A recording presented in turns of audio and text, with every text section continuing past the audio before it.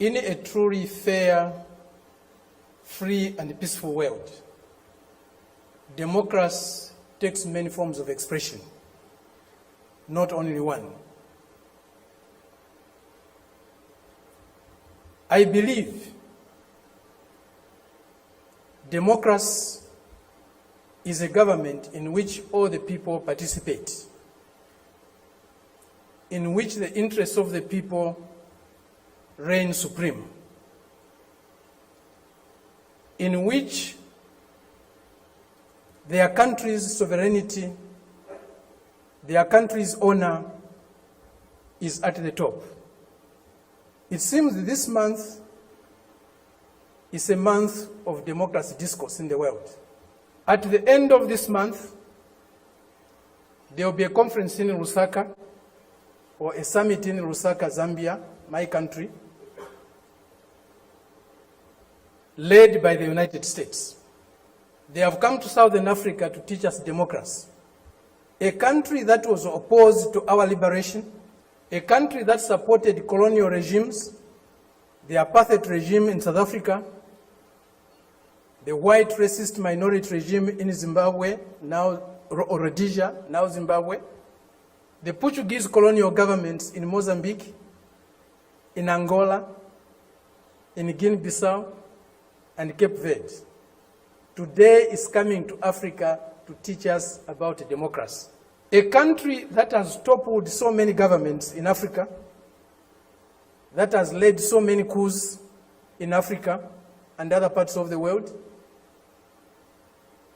A country that has killed so many of our leaders in Africa and other parts of the world.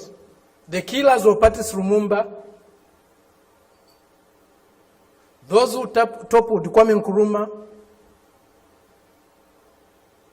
those who killed Nasser, those who killed Muammar Gaddafi, today are coming to teach us about democracy.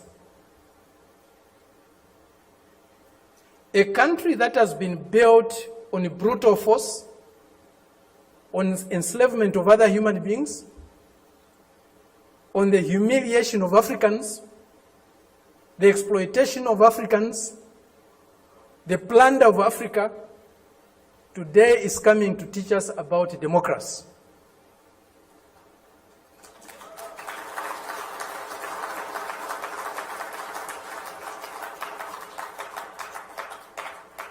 That's the arrogance, the imperialist arrogance, the racist arrogance that we are subjected to.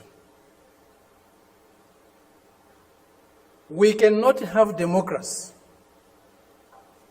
where there is hegemony of the strongest, mightiest imperialist power. We cannot have democracy where a country's resources, a country's decisions are dictated to by another country. A country that is dominated by another country cannot be democratic. A country that lacks sovereignty cannot be democratic. A people that cannot decide for themselves cannot be democratic. A colony, a neo-colony cannot be democratic. That's why today, even at the United Nations, membership is on the basis of sovereignty. Only sovereign nations can be members of the United Nations, because only sovereign nations can decide for themselves. A colony cannot be a member of the United Nations. It's not by accident. It's not a mistake. If you have no respect for the dignity of others, if you have no respect for the sovereignty of other countries, you cannot claim to be a champion of democracy.